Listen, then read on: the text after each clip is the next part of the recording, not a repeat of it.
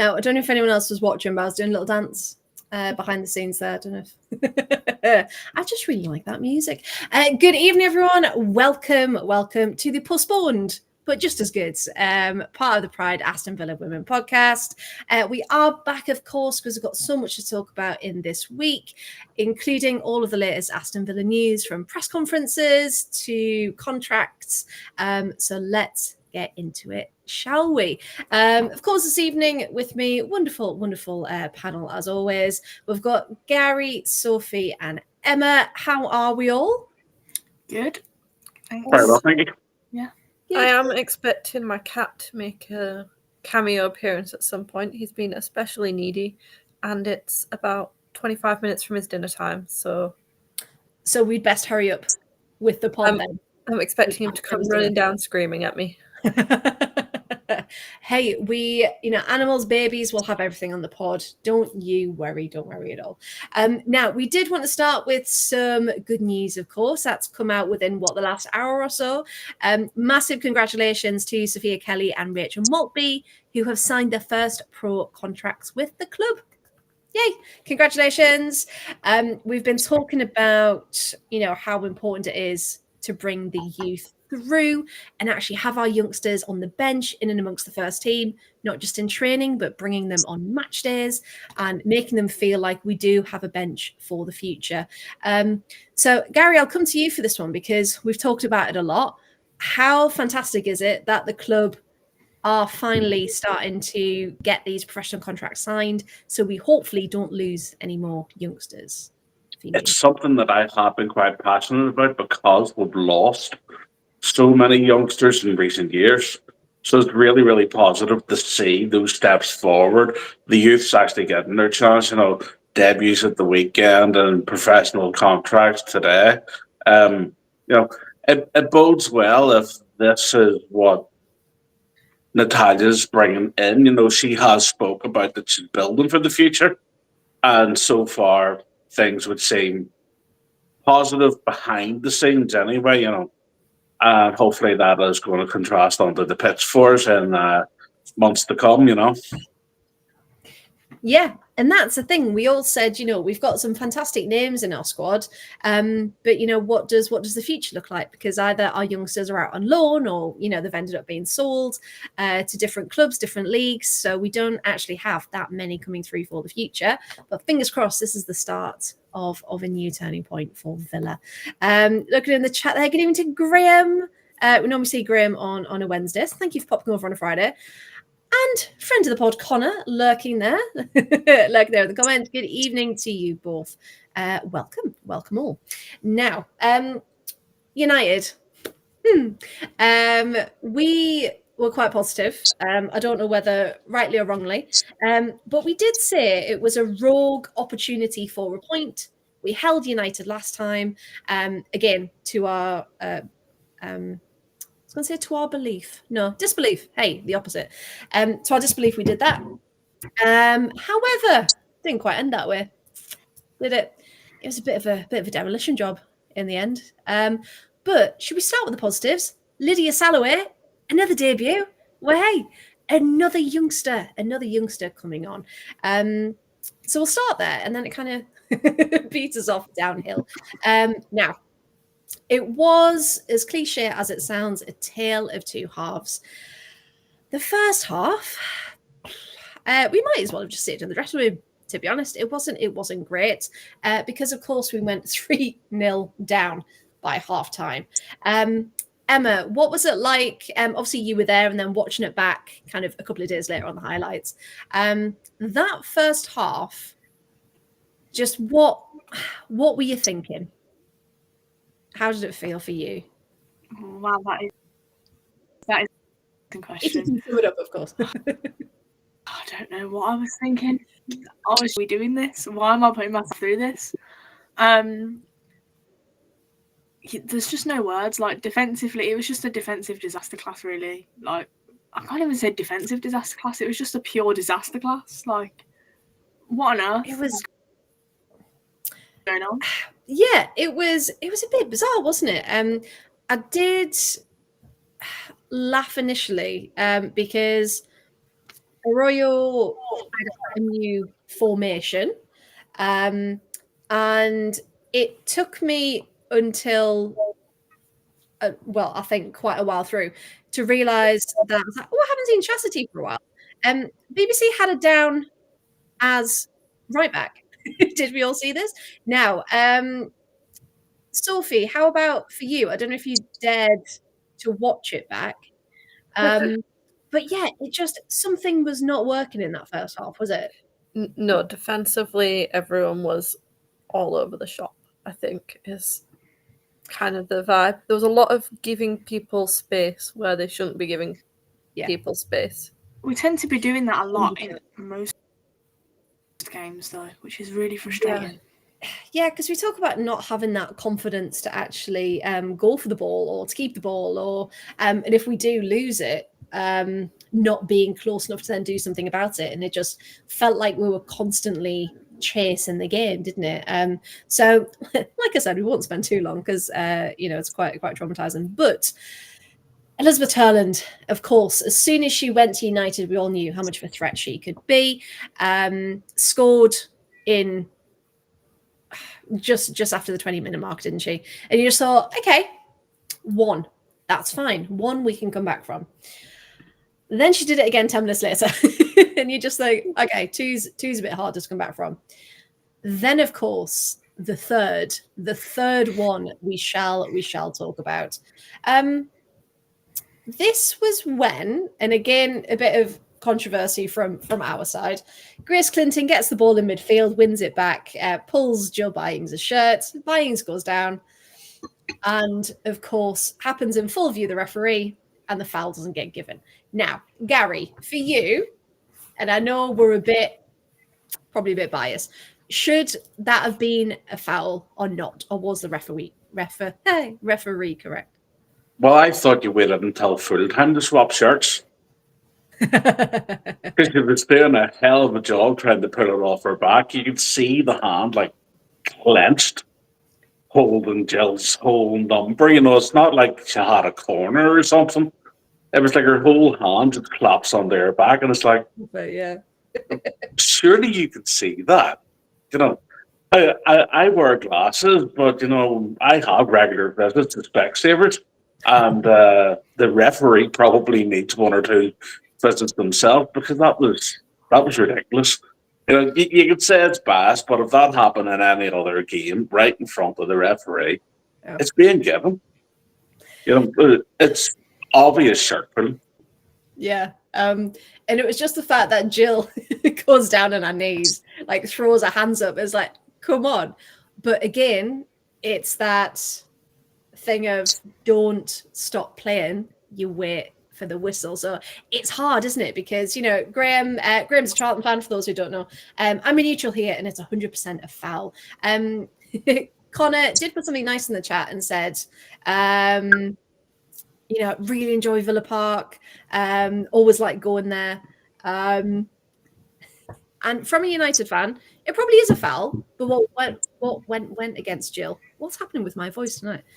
What went against Jill was her reactions and all game screaming everything is a foul. And Nick's in the chat. Nick's joining us. Let's be honest, he isn't renowned for making fair decisions. We won't comment, of course. We'll stay impartial. Jill's not exactly known for going down easy either. No, you can see on her face she was fuming. Yeah, if it was Gabby, yes, I'd understand. She falls with a gust of wind. But Jill's usually picking up yellow cards because she's the one knocking other people over.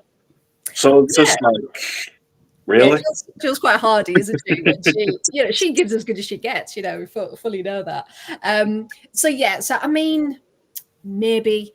But yeah, I mean, for us it was a foul all day long, and of course Clinton asked about it at the end. I don't know if people saw this on Sky Sports, and when they said, "Yeah, but it was a shirt pull, wasn't it?" and she was like, "Well, yeah, you do it, don't you?"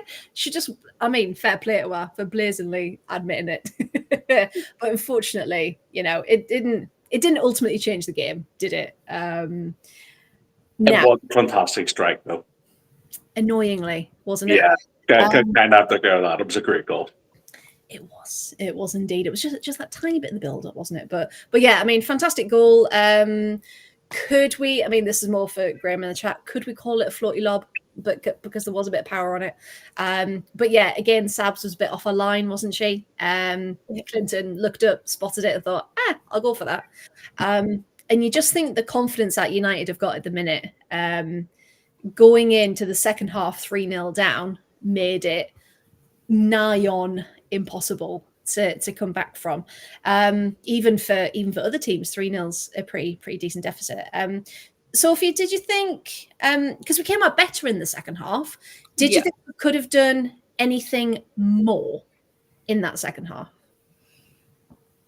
I don't think so. It's a hard one. It just feels like no one knows what a goal is anymore. Like, it's like a mythical thing.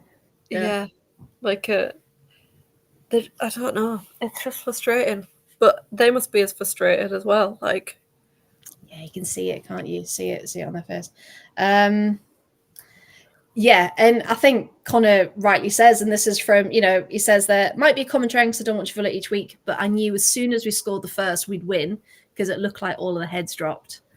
Yeah, unfortunately.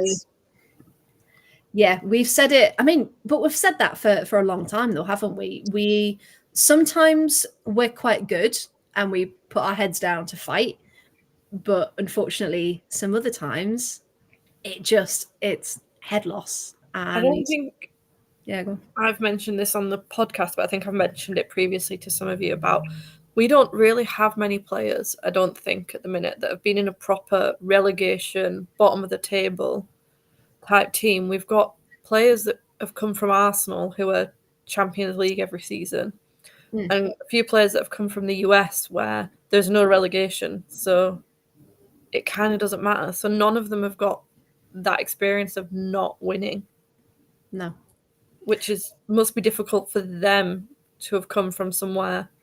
You talk about like Lucy's, we've got however many ex-Man United players, they won the championship and then did really well at Man United. Like, even if they weren't playing in those teams, they've never been in a relegation scrap.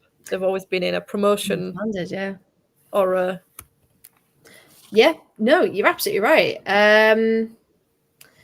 And it just gets to a point where, they're all having this moment of, oh, this can actually happen. Like, this, we could actually get relegated. And then that mindset of, well, the allegiance, is it to the club? Or do I go find another team because I want to be playing Super League football? And you just think, ultimately what's going to happen? What's going to happen next? Emily in the chat, good evening. She says she's got no audio, so she's just putting her thoughts in. It's unfortunate that Noel's suspension came at this point when we could have done without yet another shuffle at the back. Yes. So that on top of everything else, I 100% agree. That was all we have no natural right back. Oh. Sorry. Okay. Emma, why don't you start? Oh, that was all confusing with Noel because we literally found out not long before kickoff that it was because of a yellow card she picked up after the Leicester match. So why did no one know this? Like, no, it wasn't recorded anyway, was it? So shout out to Emma Sanders who actually could research that for us and find it out. But yes, slightly sick of the Villa fans by the end of the day because everyone was like, Emma, what's this yellow card for? Emma, why is Noel suspended? There's only 4 on record. Where's the 5th one come from? But then people being like, well, how do you know? I've checked this website. No. Emma's got contacts. It's fine. She's doing it the legit way. It's okay.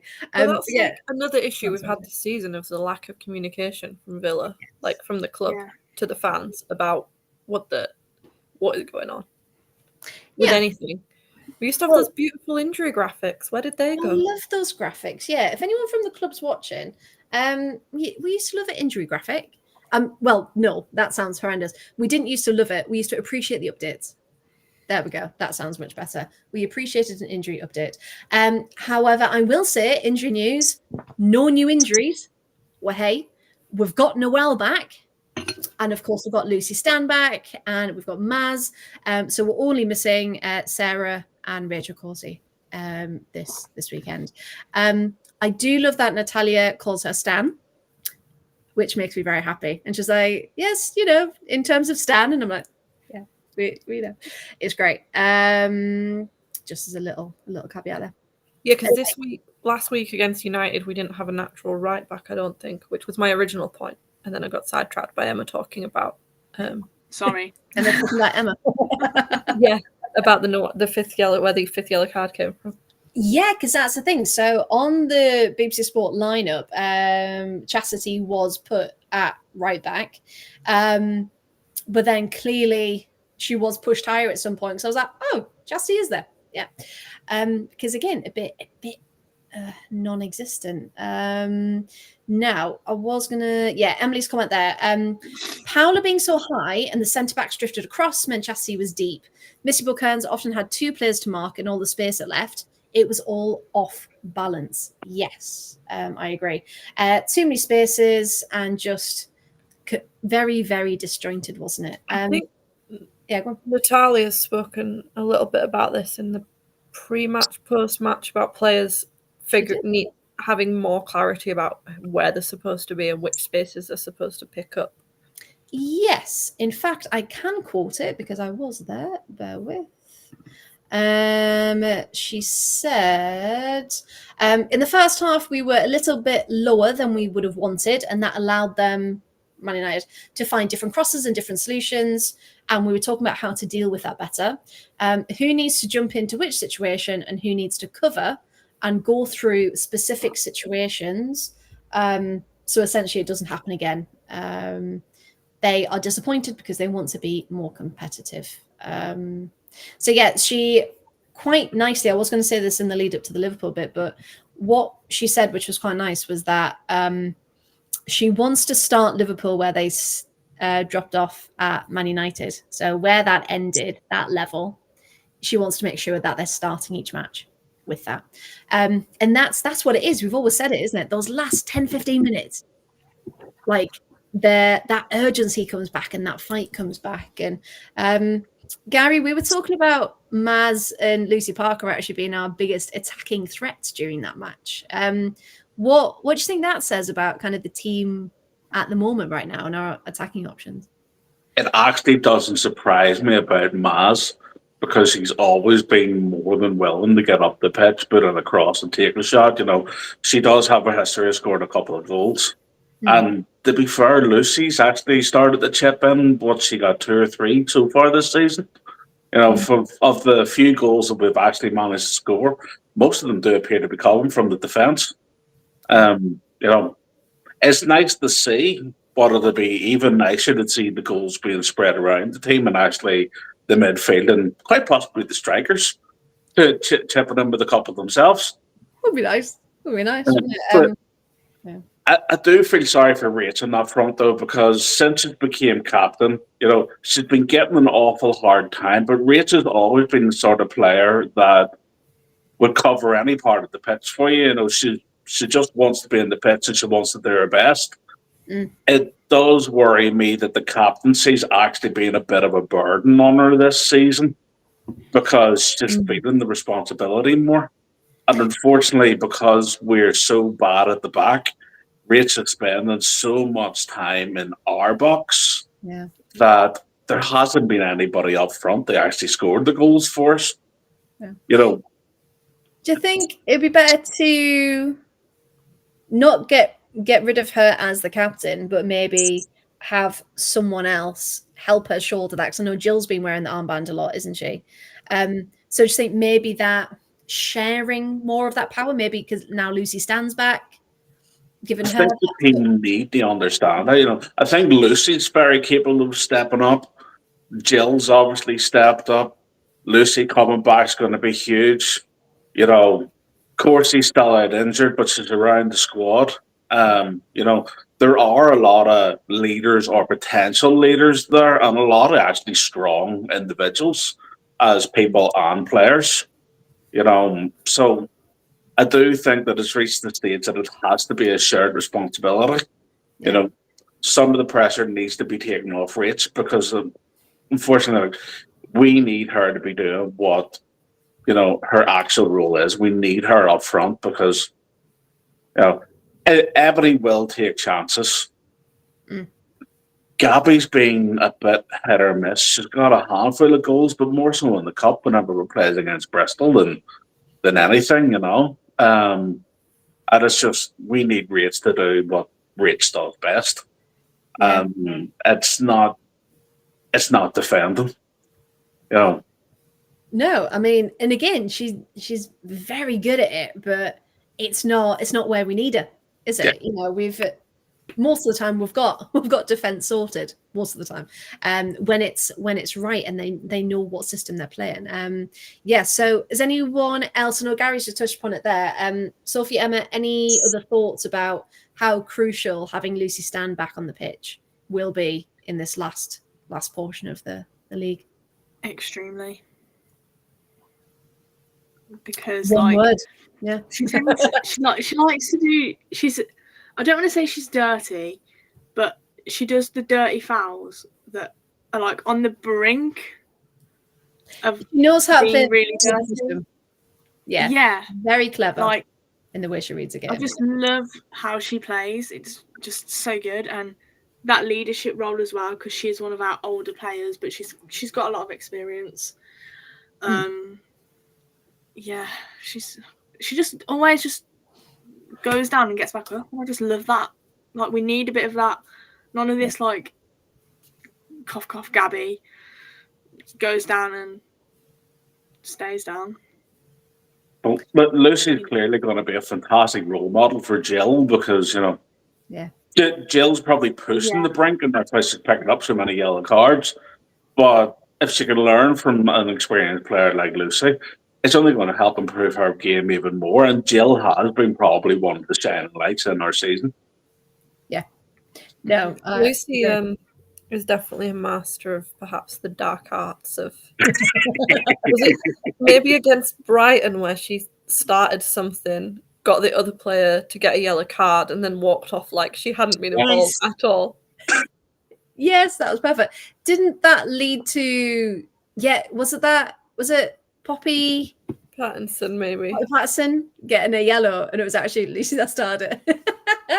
Yes, that's exactly what we need, and that's the thing. She knows exactly how to play it, and that skill, that experience, we've been missing.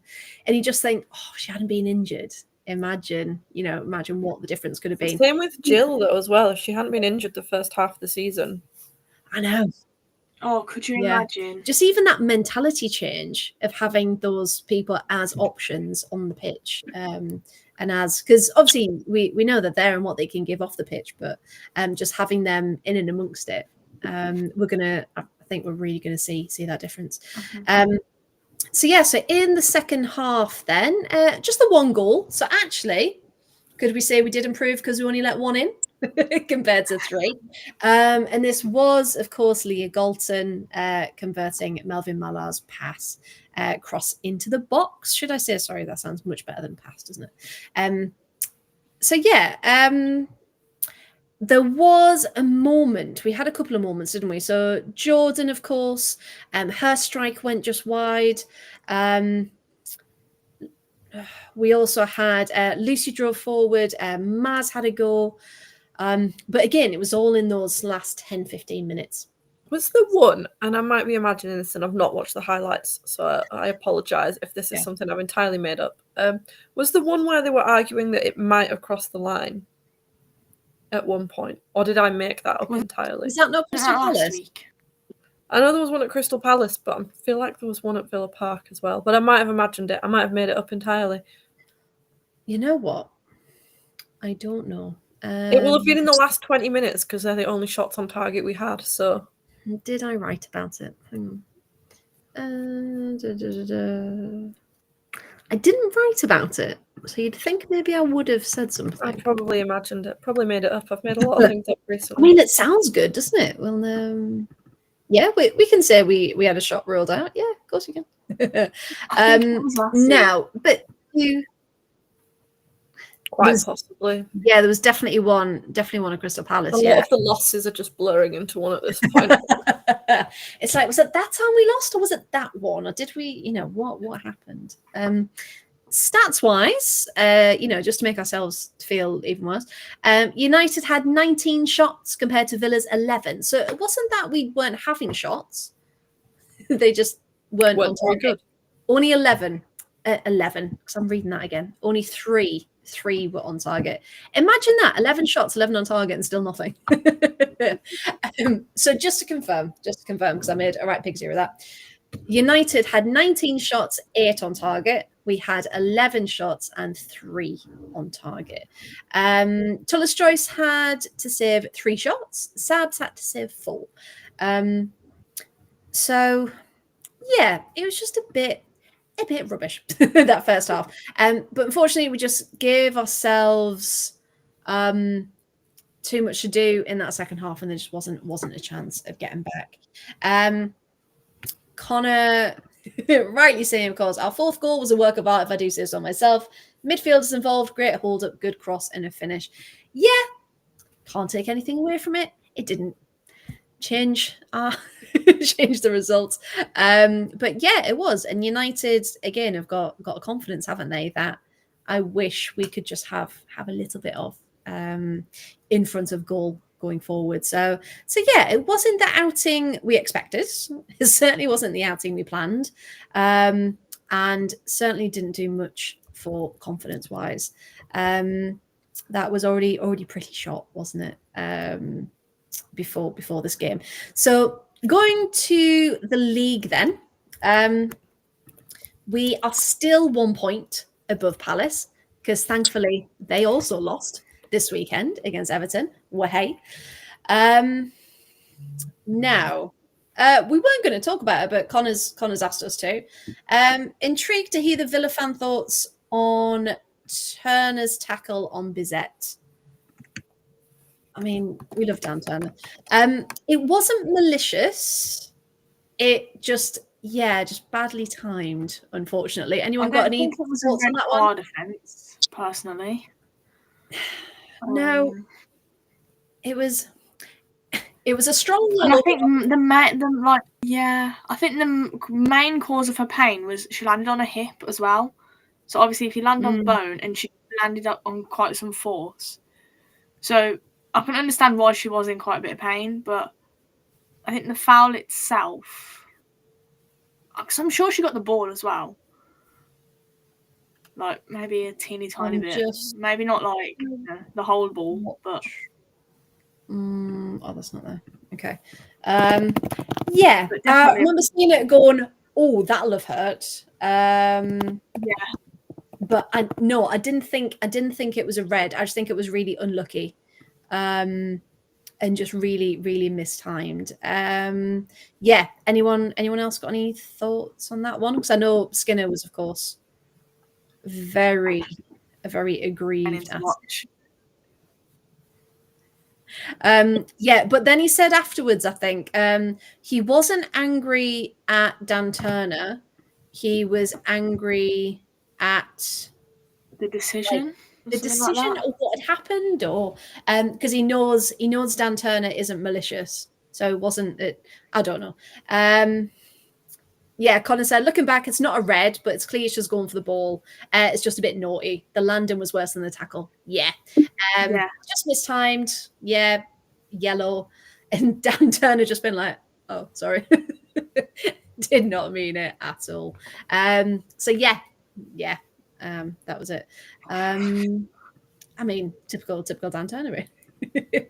Going for the ball. It's not like, have you seen one of the American players, Merritt something? Oh, I've forgotten her name now. About the ACL injury when Rachel Daly knocked her, and she was like, my ACL didn't tear, someone tore it for me, and like proper laid into Rachel Daly. Yeah, I remember that. And it was like, oh, okay. Now, so we did finish, of course, 4-0. Well done, United, I suppose. Now, United are in second. We are 1 point above the bottom that Crystal Palace currently occupy. Now, we've said, and we mentioned earlier on, that we want more communication from the club, just to kind of set the fans' mind at ease that they're aware of the situation. So after the game, and I'm just getting it up now, Lucy Parker, wonderful Lucy Parker, posted an Instagram post, and this 4 days ago, so Monday, maybe. And she says, yes, we're in a tough time. We are struggling. It's hard and it's heavy, but we're fighting every day. It's impossible to explain how it feels if you're not in it, carrying it, working through it every single day. There are no excuses for our performances. The season has been in no way what we expected and demanded of ourselves and our ability. That has been the hardest thing to take. We are a very good team with incredibly talented players. It's far from over, and we will continue to fight to turn this around.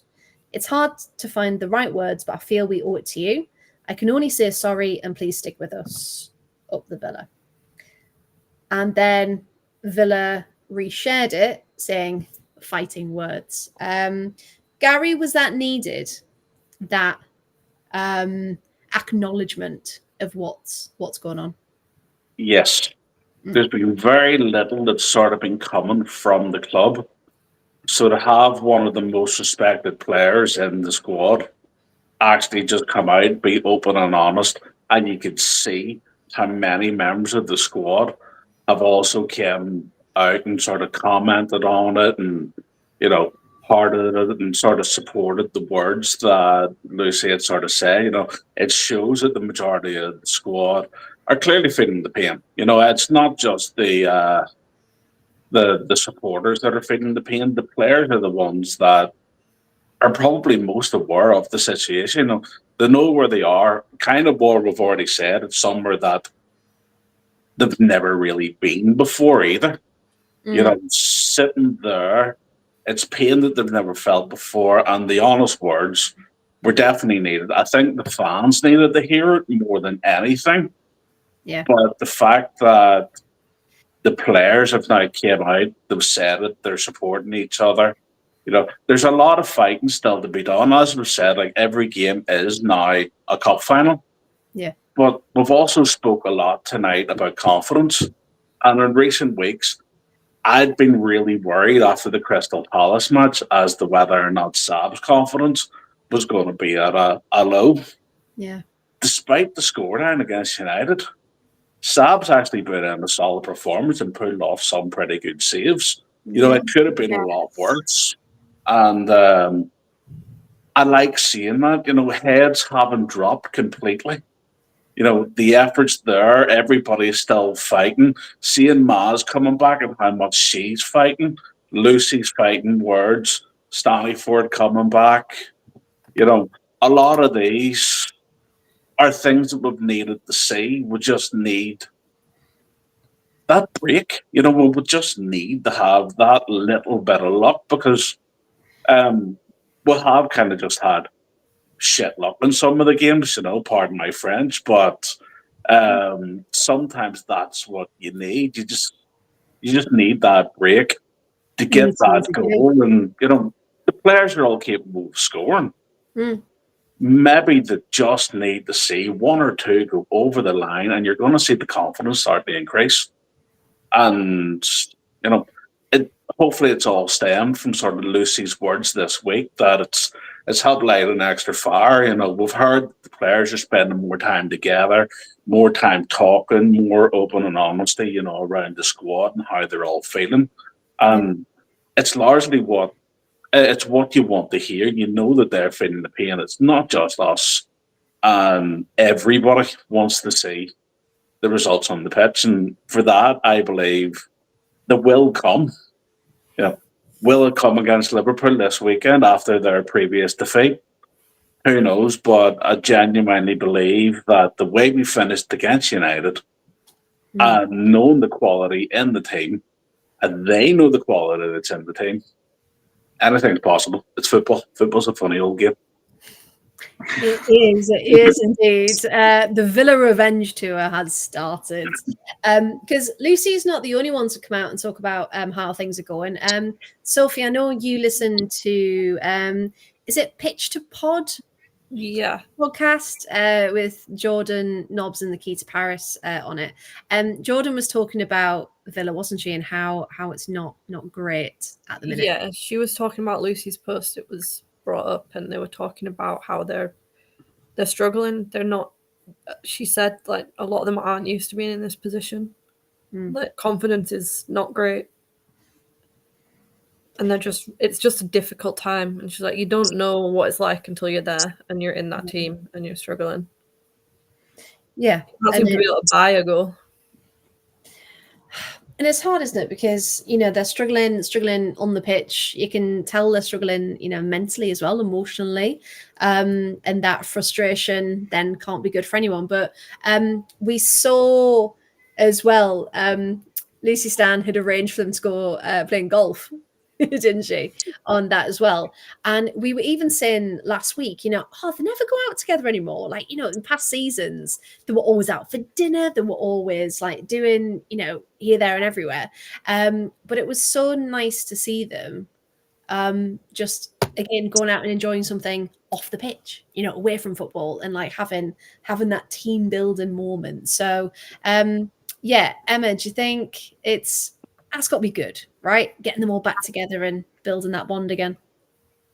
Yeah, because the atmosphere feels very like disjointed with the players. It literally feels like it is single players on that pitch, and even like during warm up and things like that, they are one player. They're not a team. Like, it doesn't feel like a collective anymore. So hopefully, them like out together again will rebuild those bonds. They can kind of, in a sense, get to know each other again. Yeah, in this new situation, get to read.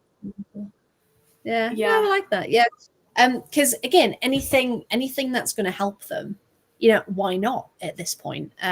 Because as Gary said, they need something. They need a bit of luck and just something to go their way. Because again, people have said from the beginning, you aren't playing badly. Okay, now we've had a couple of performances that weren't great, but it was never, oh, you're playing terrible, you deserve to be there. It was, but you're playing well. Why is it not going your way? So, looking ahead to the weekend, of course, to Sunday. All WSL games on Sunday this time. I have decided to work a Mother's Day shift in hospitality rather than suffer through Villa's performance on Sunday. Wow. You've given up already. Yeah, so I've booked tickets. I'm actually going to see Nottingham Forest Women versus Hull City on Sunday. I completely forgot it was Mother's Day. So I was like, yeah, I got some tickets. And so me and Georgie are going to go out on Monday. Your first ever Mother's Day, and you completely forgot about it. I forgot because it's not a thing. Because it's not something I'm used to. But no, we've made other arrangements. We're going out on Monday. It's all good. Don't worry. Fine, because Mother's Day is not a great. It's a bit like Valentine's Day, Exactly. Yeah, you don't want to be surrounded by loads of no, absolutely. So you're going out on Monday because everything will be half price. Exactly. Yes. The best day in the world, the day after Valentine's Day, where everything's half price. Yes. Exactly what my girlfriend does. Brings me home the half price Valentine's Day flowers the day after. Hey, it's cost effective and thoughtful, so it's okay. Absolutely. It's funny because it's become I feel like this needs more explanation though before people think my girlfriend's just a proper cheapskate. It's just that it's she always, when she goes shopping, she always buys flowers. And she went shopping the day after Valentine's Day and brought home flowers. And I was like, with the like half price Valentine's Day. And I was like, this is really cute because you always buy me flowers when you go shopping. And it's really funny because of the half price Valentine's Day ones. The extra pink tulips and roses in the bouquet with like glitter on it. Oh, thanks. Oh, the Valentine's Day ones. But that's good for the economy and it saves waste. And, I think it's in the world of favour. It's just a pioneer. I love it. I think it's great. I'm like, yes, let's go shopping on the day after Valentine's Day and get all the half-price chocolates. Now, I was just looking at it. The clocks go forward. Oh, does that mean I get less sleep? Yeah, I think that's the last sleep. It's 1 hour less. Oh no! I don't know why we still do this. This is Like, why do the clocks still change? Like, It's like time has done enough. Like, let's just we leave have it. indoor lighting now and outdoor lighting. Tractors have headlamps now. All But of us don't work in the fields anymore. It's fine. We don't have to be at sunrise. Well, they do work in the fields, but half of it's robots and the other half is floodlit. It's fine. But come Sunday, whenever the clocks go forward and it's the start of a new season, Phil are just going to kick into life, We hope. Maybe that's it. Maybe we just need the We'll clock be to springing change. forward. Absolutely, we're springing forward. We're springing forward. We're not falling back. Hey. Maybe they're like my cat who's solar powered. Yes. Perfect. Solar powered villa. In fact, I'm just going to make a note of that because that was really good. Well done, everyone. I enjoyed that. Graham, however, isn't worried. Villa will be fine. Palace have a much tougher run in. So I think having the extra point and goal difference in our favour too could do it. I'm absolutely manifesting a Palace relegation. Again, Graham is a Charlton fan. I will say I'm very glad Crystal Palace have Arsenal on Sunday with how they've been playing recently. Less glad we've also still got to face them. I mean, maybe. Yeah, but at home we can definitely win. Yeah, but we're at home. I mean, for most teams, that's a good thing. I wouldn't necessarily say we've done our best performances. Because we know Arsenal Yeah, can't play. we We've not won at Bescott either in like however long. Like we won in the cup game against Bristol, but And like, Brighton. And that was a great night. yeah, and against Brighton. And against Brighton. See, I mean, the pitch is awful, but if we could just transport the pitch to Bescott, I think that would solve everything. Yeah, but then Arsenal can play on that because Arsenal can't play on bad pitches, remember? No, They need to play on I a bad completely pitch. agree. Well, Arsenal can't play on a bad pitch, so we need to go to the Bescott. I think we should come up with an issue at Villa Park that they can't play there. Get everyone to Bescott. Done. Bombsker and B6. Oh God, no. Just for legal reasons, that was a joke, Gary. Yeah, it was a joke. It's these suspicious packages. It was a car that had been taxed. Yeah, out of context podcast. Hey, Graham, don't take the mick out of the sponsor of the Bescott. Thank you. And again, the pitch does look like it's from Poundland, so. I mean, yeah, you can't. I do believe there was also one game last season where they were selling discount beer because it had gone out of date. Oh, I love that. I mean, that just says everything, doesn't it? That is so good old Bescott. Still wet, still contains alcohol. Can't see many people complaining. No, hey, cheap alcohol. Done. No, we do. We've got a lot of love for the Bescott, haven't we? Now, unfortunately, we're not Bescott. They can get in the bin. I mean, they're probably holding the roof up, but the posts are awful. Posts are awful. Toilets are awful. Oh yeah, like the actual facilities of the Bescott are awful. Atmosphere-wise, cracking. The atmosphere. We will just say that. And Nick's in the chat. Bescott chips. Their ketchup's good as well. I feel like it's just bog standard ketchup, but it is so good. Tastes even better than the chips. That's what it is. Trying to get out of the car park afterwards is hell, though. I was going to say, guys, what side are we on here? The parents really get the park. The staff have always looked after me, so I end up in one of the spaces where I'm one of the first ones out. Oh. Have you got a fancy blue badge by any chance, Gary? No, but I drive a big ass van that takes up more than the standard space. So they go, you can just park over there, sir. It's like, thanks very much. Right. So next game, we're all going with Gary. We're all getting in the van. You can now. I have a crew cab. I actually have back seats.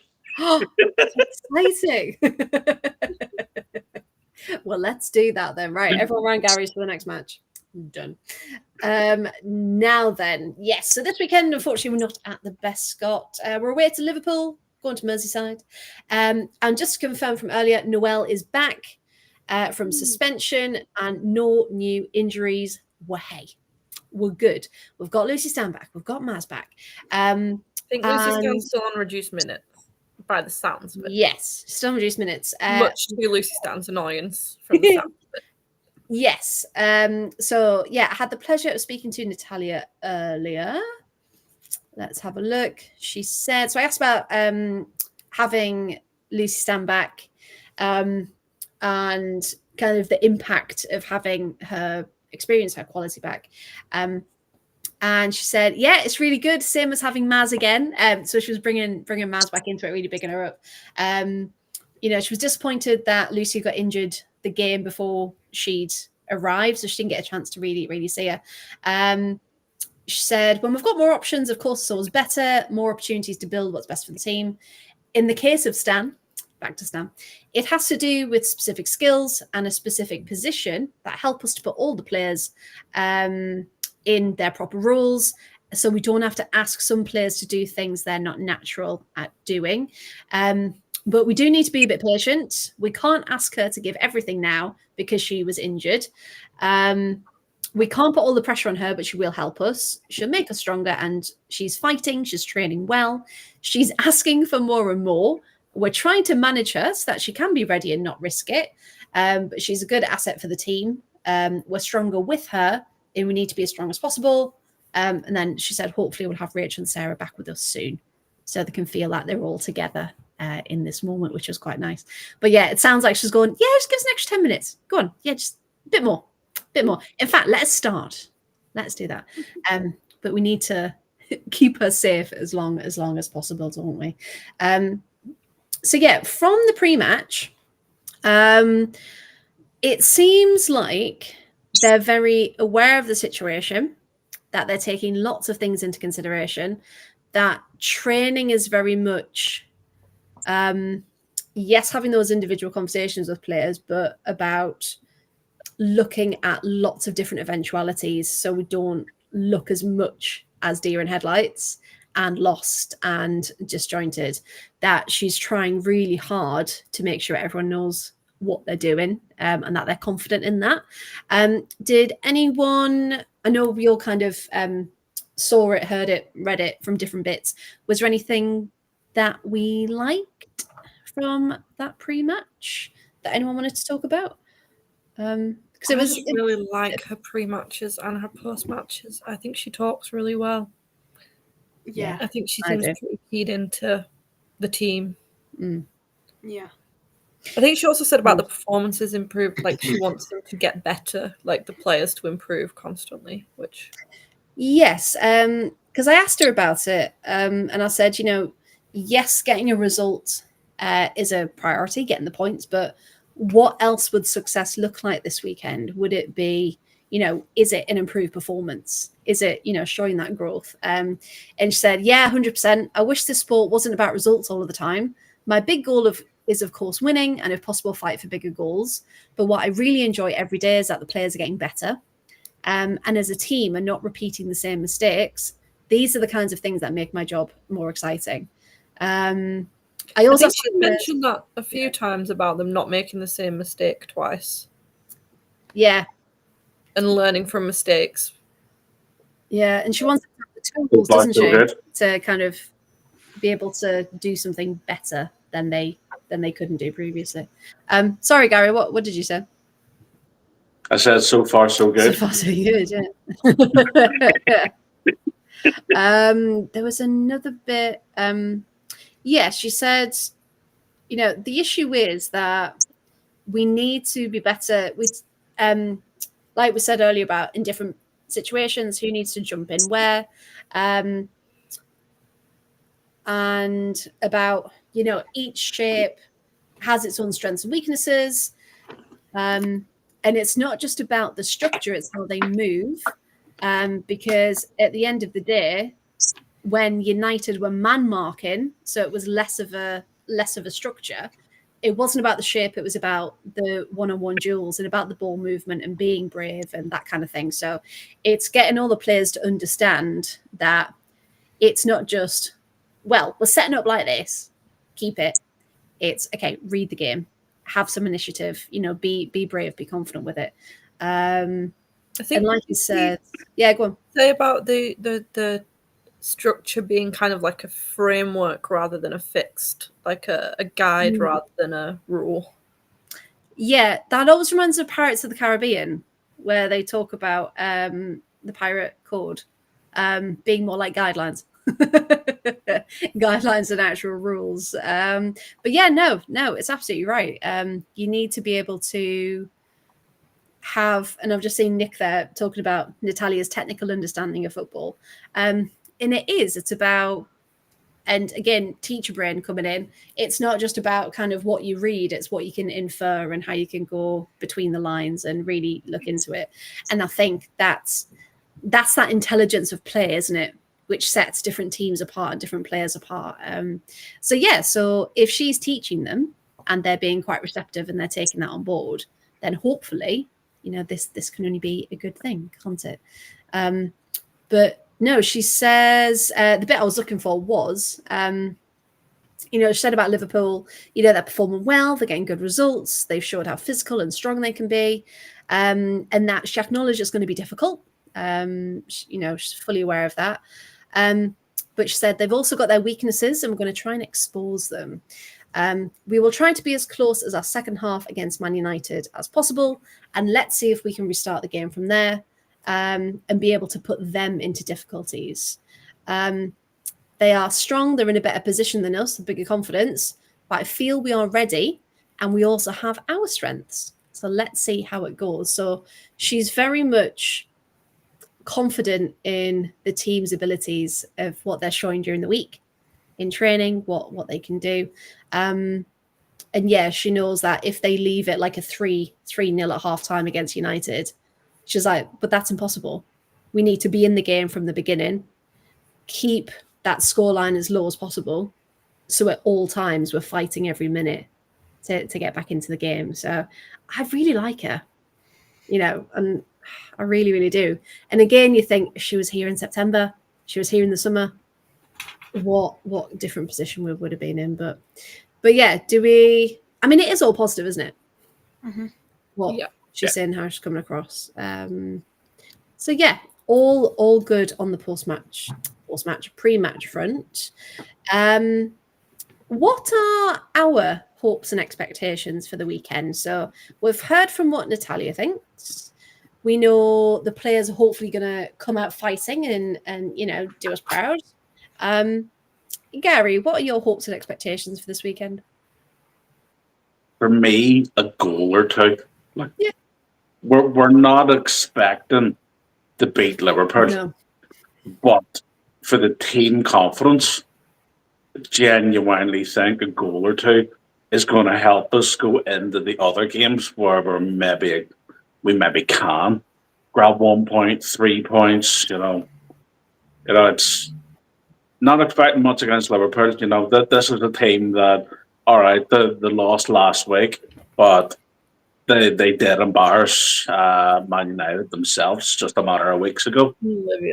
So we know what we're up against. That they're not going to be any pushover side, but from our own progression, I would like to see even just one goal, something that's going to give a striker a bit of confidence, give a midfielder a bit of confidence, something that's like, we do know where the back of the net is. Yeah. For me, that would be a good step forward. No, that sounds. And again, we've got to use this match as like a stepping stone now, haven't we? Of going, right, this is it. This is where we build from. Sophie, how about you? Hopes and expectations? I would like to see a more cohesive team.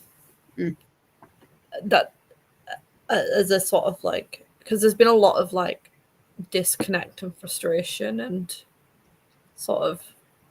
So I'd like the team to look a bit more like a team and not 11 individual players. Which might be a big ask, but But it would be a start, wouldn't it? It would be, again, that step in the right direction forward to what we can be. Start of the season, our back line looked so in sync with each other. Yeah. And they've just fallen apart a little bit. I'd like to see some more of that, them being back in sync with each other. Yeah. I'm sure there's an NSYNC song to go with that. We'll have a thing. Definitely. And Emma, how about you for this weekend? Hopes and expectations. Again, I want to see us like be together and kind of work together and communicate on the pitch. And oh, there was something else. This like just hold it at the back, because possession doesn't give you points. I swear I say this every single week, but like just passing it through the back line isn't going to get us anywhere. Like, we need to start driving forward. A goal again would be really nice. So just togetherness, driving forward, and a goal, maybe 2. Maybe score first as well, because I feel like at the moment we're just coming back from like a consolation goal because we've been battered, and then a goal would be nice. But maybe score first, or maybe score when we're not like 3-0 down, like we were against Crystal Palace. Yeah, so keeping up and competing, not chasing. Yeah. Yeah. I think as well a bit of calmness in front of goal. I think everyone's so stressed about not getting a goal that they're sort of panicking about it and snatching, and the shots are then awful. It's like in a shooting in the vague direction of, like, rather than thinking about it. Yeah. It's a bit like those like the old school games where like it would go from side to side and you had to press it at the right time to then shoot it into the goal or something like that. It feels very much right, the goal's that way, like, oh, I'll take my chance, oh, it's gone. And it, some of them, some have been off the crossbar, and some have been really close, but the majority, you're absolutely right, have just been like desperate attempts, haven't they, rather than proper shots. So yeah. But then that's because they're usually coming in the last 10, 15 minutes as well. Exactly. So they're trying to get it in the time frame, and unfortunately just not going their way. Yeah, absolutely. Yeah, good. Graham, 1-1. Yes, perfect. Let's have that. I would love that. I would be over the moon with a 1-1. Nick's saying it's like pinball in the box. No, 100%. And it's. I'd be happy with a draw. A draw would be better than nothing. Well, a draw's a point, and just every single point at this point. And points mean prizes. Points mean staying up in the Super League. Yeah. But no, that's the thing. All we can hope for is a better performance than we got against United. Step in the right direction. No expectations to win, but a point would be ultimately phenomenal. Yes, 100%. Right then. But of course, this is the last match before the international break. We've had most teams announced now. So I hope I've got everyone. Sabs is off for Canada. Kirsty's been called up for Scotland. Maz for the Philippines. Chastity for the Netherlands. Sadly, no Jill. Patsy for Ireland. Noelle for Switzerland. And for England, Lisa Parker for the seniors. Missy Buckhearns, Katie Robinson, and a first call up for the under-23s for Georgia Mullet as well. I think that's everyone. Training player for the under-19s. Yes, and Sophia being one of the training keepers. Yes, well done you. Do you think it's international break has come at the right time to give them a bit more of a reset, or do we think actually we could have gotten into a bit of a rhythm? I think that's hard to predict until after the Liverpool game. Yeah. Okay. I think depends it how this weekend goes.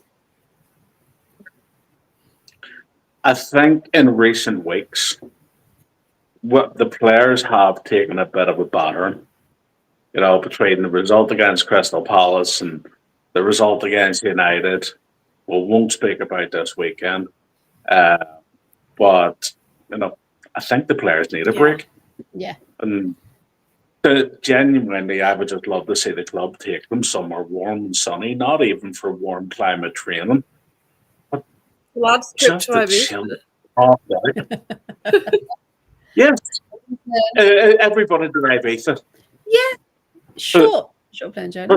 Go have a few orange. Or take another page out of Ted Lasso and take everybody to Amsterdam. Just just somewhere where the players can actually relax and and switch off. try and take their mind away from the shit show of the last couple of weeks. Yeah. Yeah, I think new environment, have a break, switch off from football if possible, and just really, once we come back from the break, really, really go for it because we have Spurs when we get back. We also haven't won a game all season yet, so Hey, not all season. since January. Sorry, since January. Yeah.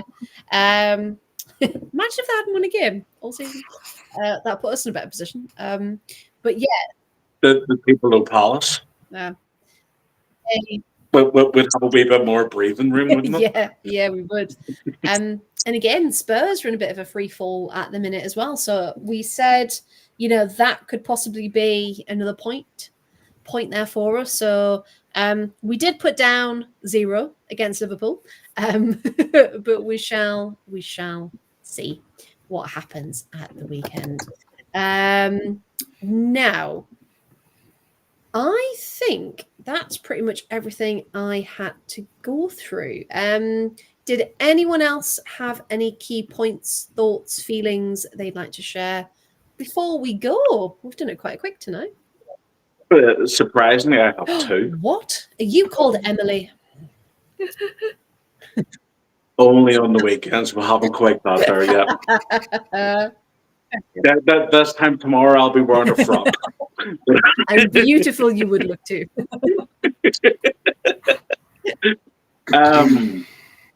Last season, Alicia got a lot of abuse because she maybe wasn't always performing on the pitch. Yes. I must say, I think we've actually missed her behind the scenes because whenever we're talking about the things that the players done together, Alicia was actually usually at the heart of a lot of that. Yeah. I hadn't thought about that. Shani as well. Yeah. Yeah, so she was at the heart of a lot of that. You always seen her with Maz and Kenza, and there was always like Rach and Sarah would come along, and there was a whole lot of that. Although Alicia maybe wasn't playing every week, wasn't scoring as much as she had in previous seasons, there's a little bit of me thinking that was she kind of a bit of the glue that was helping hold some things together. Yeah, because she was very social, wasn't she? And had, I don't know, maybe the way she was as outgoing and as social, maybe that helped the others to do that. Whereas without those key figures, like we said, as soon as Rusha left as well, that was a massive change in the back room. I think as well. Rusha's one of them people that doesn't let anyone take anything too seriously. Yeah. No. I think Could you imagine if we had her now? Oh, should be. I think she would be incredible because we wouldn't let any of them get too in their heads. She'd probably fight them if they did. Like she just wouldn't let it get to that point, would she? She would be organising a lads' trip to Ibiza. Oh yeah, she would be. 100%. So yeah, Rusha, if you are watching and you can just help them out a little bit with getting the heads out of it, that'd be fantastic. But you need those big personalities, don't you? To even if it's get your mind off it for 10 minutes, it's better than nothing. But yeah, okay, Gary, that was one. The second one is actually another big personality. But if I'm right, Maz is in the squad this time and can actually be selected to play. Yes. But this will be Maz's potential first cap.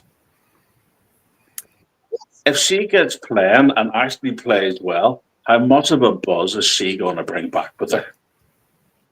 Which I think is another thing that the international break is maybe coming at a good time. No.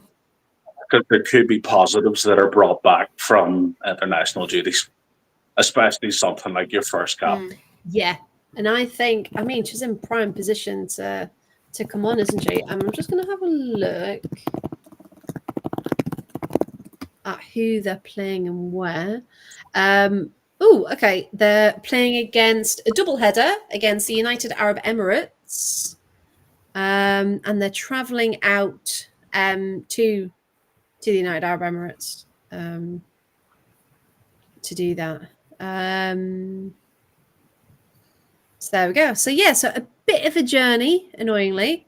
But UAE is not too bad though. Like it's like what 6 hours. Egypt was 5 when I went. So yeah, 6 maybe. So yeah, so not Australia, but still quite a journey. But like Gary said, if she's getting that confidence of playing, Oh, I'm wrong. It is a 10-hour with a stop. What? Ab with the stop. There we go. 10 hours. Well, hopefully she gets the direct one if she can. If she can go direct. But yeah, no, that confidence she get would be phenomenal. Yeah. So I hope she does. I hope she does get a first cap. She deserves it. She definitely Yeah. deserves it for everything that she's done, quality wise. So, any other thoughts before we're off? I think that's it. I don't think Silence from the crowd. There we go. Right. We'll leave that there then, everyone. Right. Well, thank you so much to everyone who is watching and listening, watching on catch up. I've had a few people message to say that they'll be watching back later on. So yeah, so we do face Liverpool on Sunday. And all we can hope for is that the team show up, that they do us proud, they fight, and ultimately, we just do our best and hopefully fight for survival. And Connor is very lovely. Great show, as I said to Fro in our preview last week. Keep up the great work. It's really good to see club specific shows like this and consistently do it as well. We had a little chat saying that not a lot of clubs actually put out a club dedicated podcast, especially weekly. There's only a couple of us, so we need to keep fighting and we need to keep showing up. And final bit of news for Graham. It's his birthday tomorrow, so happy birthday to Graham tomorrow. Happy birthday. Hope Otto treats you well. Otto, for those that don't know, is Otto Correct, who Emma, as we know, suffers from greatly in all of her messages. And she does talk about that recently on Wednesday. So yes, for those who don't know, we talk about Villa here. I also host a women's football show on a Wednesday as well. And yes, we have a lot of fun there for more general women's football. So we will leave it there. But thank you so much for everyone for tuning in. We will be back next Thursday as normal. Normal at 8:00, and we'll see you then. Hopefully we'll come back with some really good news versus Liverpool. So yeah, thank you, good evening, and goodbye.